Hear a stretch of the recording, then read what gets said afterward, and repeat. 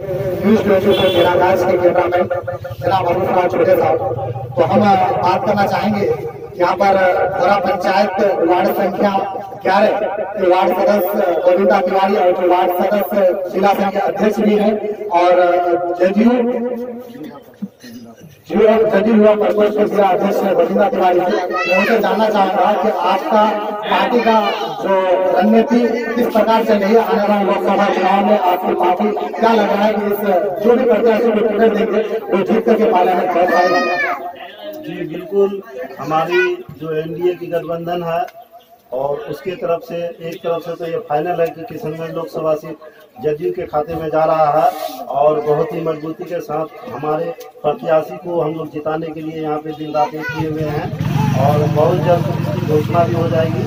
कि यहाँ से हमारे प्रत्याशी कौन हो। तो जैसे जैसे अभी आपके महागठबंधन जो कांग्रेस गठबंधन के भी प्रत्याशी का नाम घोषित नहीं हो पाया है, वहीं पर एनडीए गठबंधन के प्रत्याशी का भी नाम घोषित नहीं हो पाया है, तो आपको हालात के हिसाब से पता चल रहा है कि किसको टिकट मिलेगी कि आप किशनगंज का सीट जिता सके? जी, किशनगंज लोकसभा में यहाँ पे जदयू के प्रत्याशी का जो दावेदार है वो कहीं से और कोई नहीं है, एकमात्र दावेदार और मजबूत दावेदार है सैयद महमूद अशरफ, जो अभी पार्टी के प्रदेश उपाध्यक्ष भी हैं और किशनगंज लोकसभा का वो संगठन प्रभारी भी हैं। उनसे बेहतर और उनसे मजबूत जो कोई दावेदार नहीं है खासकर जदयू में, इसलिए हम लोग इत्मीनान है और हम लोग को ये पूरी उम्मीद है माननीय राष्ट्रीय अध्यक्ष नीतीश कुमार से कि यहाँ किशनगंज लोकसभा से जदयू का प्रत्याशी सैयद महमूद अशरफ साहब भी होंगे।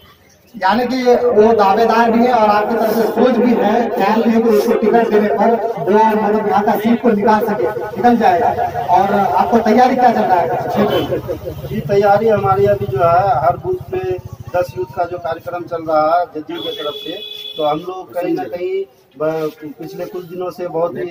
हर बूथ पे अपने यूथ को जोड़कर संगठन को मजबूत किए हैं और इसका जो है परिणाम हम लोग को निश्चित पे 2019 में जो लोकसभा की चुनाव होगी उसमें हम लोग को इसका नतीजा मिलेगा और हमारे प्रत्याशी यहाँ से किशनगंज लोकसभा से जदयू का प्रत्याशी विजय हासिल करेंगे। जैसे जैसे अभी केंद्र में सरकार भाजपा की सरकार है, आपकी एनडीए गठबंधन की सरकार है, लेकिन आपको पता चला होगा कि पिछले 3 राज्यों में आपकी भाजपा की सरकार का मतलब सफाया हो गया है, जैसे कि राजस्थान हुआ, बैंगलोर हुआ और छत्तीसगढ़ हुआ, कई राज्यों में आपका सफाया हो गया है। वैसे एनडीए कमजोर पड़ते जा रहा है, उसके विपक्ष में कांग्रेस मजबूत होती जा रहा है और खासतौर पे आपके किशनगंज की जो हालात है, एक नई पार्टी उभर के आई है AIM, जिसके बिहार प्रदेश अख्तर इमाम साहब है, उसका भी काफी मजबूती बनाई हुई है। तो इन तीनों मजबूती के पर आपको क्या लग रहा है कि आपका प्रत्याशी, आपका टिकट के दावेदार जो है महमूद अशरफ साहब वो जीत जाएंगे इस हालात में? जी नागिर जी, आपका जो सवाल था कि हमारे एनडीए गठबंधन ने जो अभी 3 राज्यों में विधानसभा का चुनाव हुआ है उसमें कहीं ना कहीं हमें हार मिली है और उस हार को हम हार नहीं मानेंगे, इसलिए कि आपके जो महागठबंधन या कांग्रेस ने वहाँ जीत हासिल की है मध्य प्रदेश में, तो वो बहुत बड़ी कोई जीत नहीं है। आप हाथी के सहारे वहाँ पे अपनी सरकार चला रहे हैं, वो आप नहीं भूलें, ठीक है। और रही बात की एनडीए गठबंधन कहीं कमजोर नहीं है, हम वहाँ पे कुछ सीट से पीछे रह गए हैं, हम क्या हमारी गठबंधन, ठीक है। और ऐसी कोई बात नहीं कि हम वहाँ बहुत ही अंतराल से आ रहे हैं, हाँ, और ऐसा चुनाव में लगा रहता है और 15 साल से वहाँ पे भाजपा की सरकार थी, तो लोगों को कहीं ना कहीं लगा होगा कि भाई बदलाव होना चाहिए, लेकिन वो पब्लिक फेस में इतनी बड़ी जीत नहीं है कांग्रेस की जो अति उत्साहित हो जाए महागठबंधन। तो जैसे आपको लग रहा है, आपने कई राज्यों के बारे में चर्चा कर रहे थे, लेकिन आप खास तौर पर हम किशनगंज की हालात की बात करूंगा। जैसे कि पक्ष में जो कांग्रेस का सांसद थे, लेकिन उसके विपक्ष में एनडीए थे, खासतौर पर आप सैयद महमूद अशरफ साहब के बारे में बात कर रहे हैं। जब मौलाना अशरफ कासमी साहब यहाँ के सांसद थे, उसके विपक्ष में सैयद महमूद अशरफ साहब या दिलीप जायसवाल साहब थे, लेकिन उन्होंने तो कभी पिछले 4 साल 5 साल में बीत गए, लेकिन विपक्ष में आकर के किशनगंज और टेढ़ागाछ, बहादुरगंज, दिगलगंज, कोचाधामन किसी क्षेत्र में आकर के कोई ऐसा नहीं जन आंदोलन या फिर किसी भी कोई भी काम नहीं हो रहा। उसके खासतौर पे AIM का मामला हो अभी फिलहाल काफी चर्चे में है, लेकिन आपके प्रत्याशी जो महमूद अशरफ साहब की बात कर रहे हैं, तो कभी भी उन्होंने तो किसी बात पर कुछ किया ही नहीं हो, कभी भी जनसंपर्क में जुड़ा हो नहीं हो, तो कैसे कहते कि आप मेरा प्रत्याशी जीत करके पार्लियामेंट करोगे?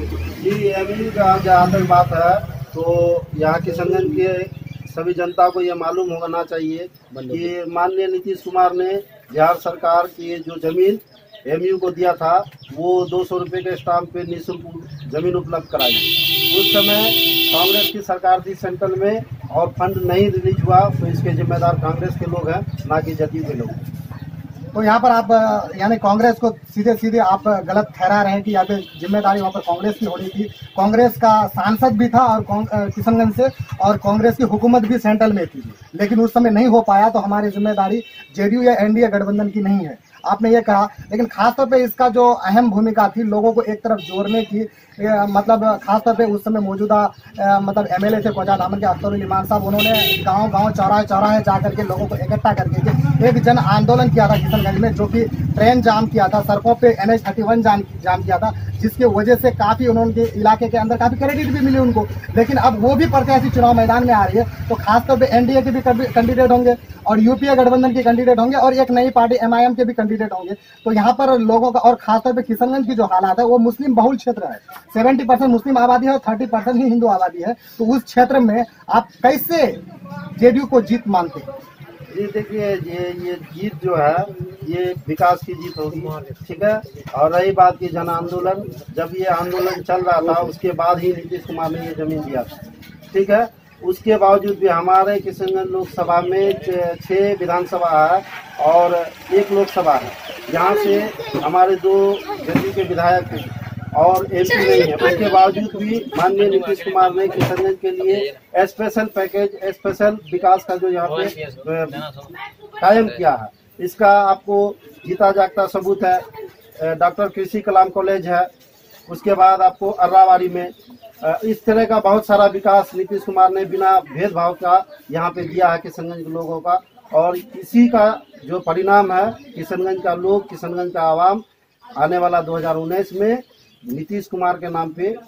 ठीक है, और यहाँ पे जो उन्होंने विकास किया उसके नाम पे यहाँ से प्रत्याशी को, जदयू के प्रत्याशी को जिता कर भेजेंगे। तो जी हाँ, आप बात कर रहे थे नीतीश कुमार जी का। तो एक समय आने वाला पिछले विधानसभा चुनाव में उन्होंने महागठबंधन में कांग्रेस और आरजेडी के साथ गठबंधन किया था। उन्होंने एक वादा किया था कि मिट्टी में मिल जाऊंगा लेकिन बीजेपी से हाथ नहीं मिलाऊंगा, लेकिन वो रिश्ता 15 से 20 महीना भी नहीं गुजरा, नीतीश कुमार जी ने सीधे भाजपा के साथ, नरेंद्र मोदी जी के साथ, जो फासिस्ट ताकत है उनके साथ हाथ मिला लिया। तो उसके बारे में क्या सोच रखते हैं किशनगंज और खासतौर पर सीमांचल की आवाम तो बदलाव चाहती है? देखिए, ये जो महागठबंधन में उस टाइम में शामिल हुए थे माननीय नीतीश कुमार जी ने, तो